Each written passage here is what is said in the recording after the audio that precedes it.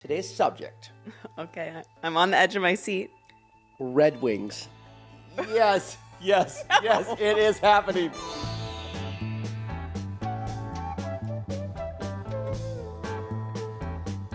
Welcome back to Old Dog New Tricks with Harley and Malarkey. Yes, I am half of those. I am the old dog and I am the Malarkey, and you are the New Tricks. And the Harley D.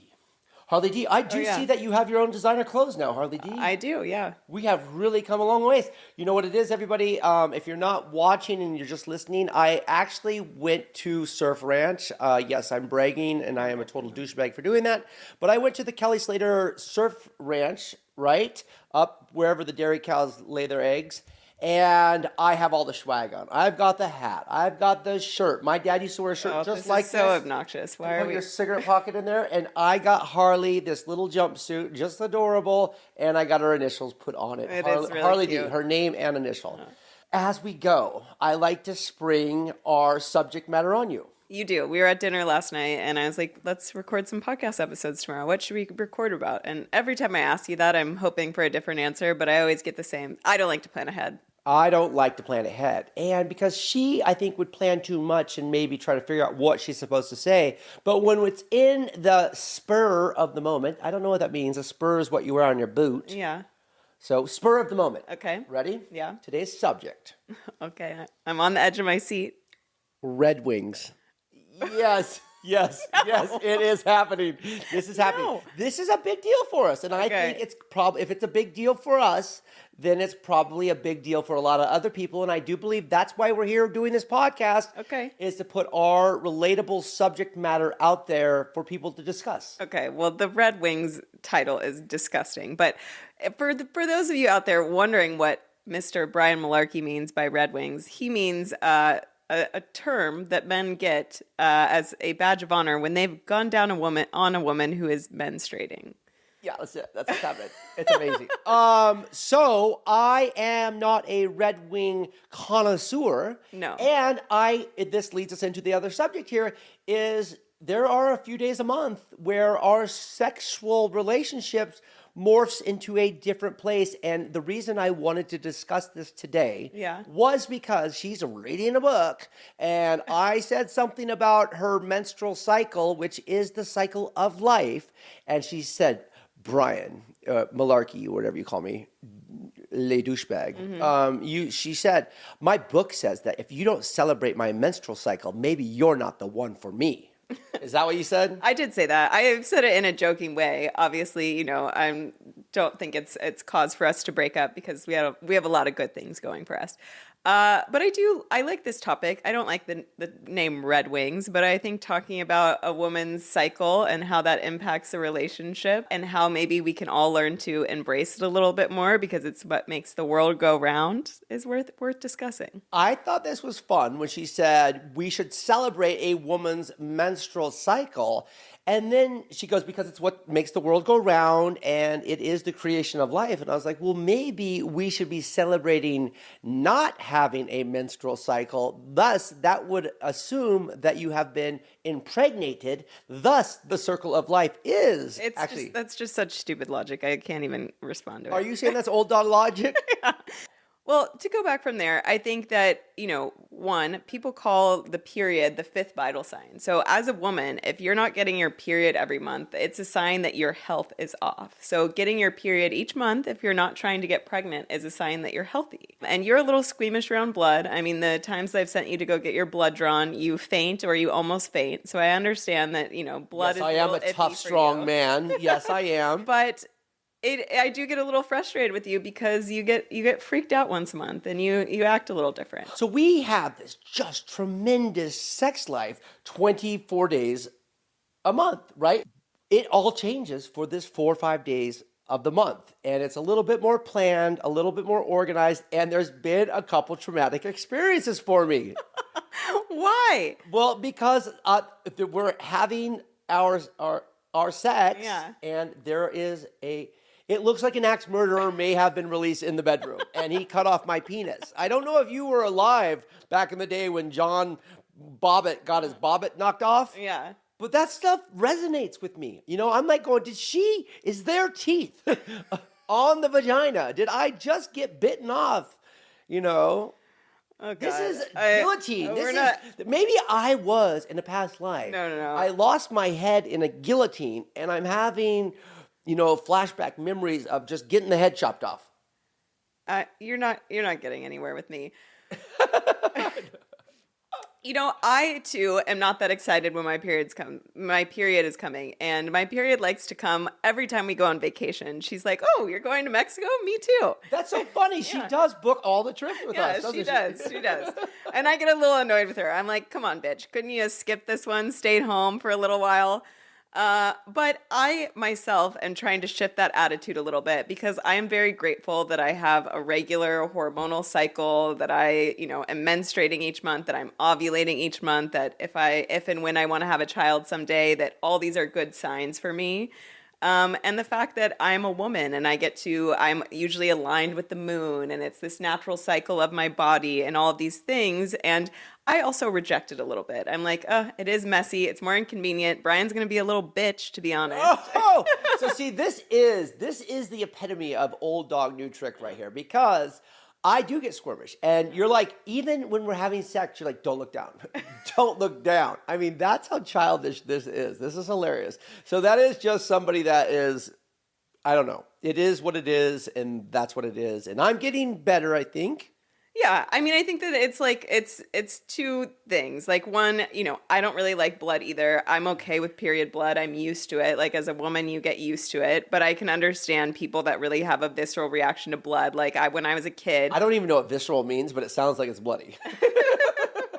It's like your automatic, nervous system response. I forget what it's called, like vasovagal syndrome or something like that. When you Whoa, remember your audience here. I'm not that smart, okay? I look at picture books. I can understand that people just have a natural aversion to that and it freaks them out. So I don't, need to push you too much.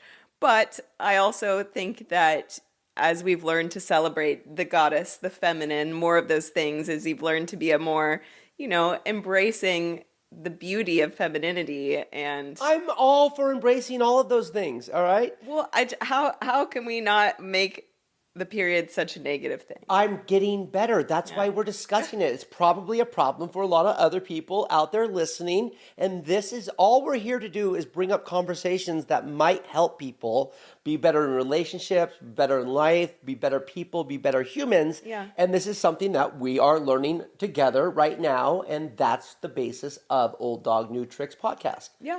So listen here, there is some other things that go along with the period also. And I was fascinated when you told me that you have not been on birth control through a few relationships, and that you were just, counting on the stars and aligned with your body to make sure that withdrawal was a safe pregnancy control. Yes. And now also that ties in with potentially people I'm familiar with in my life who are starting their periods for the very first time, and probably in a number of years, a number of years, I would hope, will be asking themselves the same question: should I get on birth control? Should I expect the man to use a safety net? Yeah. Or shall I count on the stars and the withdrawal method? And so losing the system of your period, of your menstrual cycle, to birth control. So it's a complex, complicated issue. Birth control was this amazing invention that allowed women to take back control of their bodies. Is that like Viagra? Because that too was Don't get me started. Old dogs. Don't get me started. Old dogs. My bad. But of course, birth control is a great thing. That before that, women didn't have any way that they personally could control not getting pregnant other than abstaining from sex. And so it's given us a lot of freedom. It's given us the freedom to have more sex with whoever we choose. And it's a good thing for, feminism, for women in general. However, unfortunately, it's not great for your body. It's not great to mask your natural hormonal cycle, to be filling your body with these artificial hormones.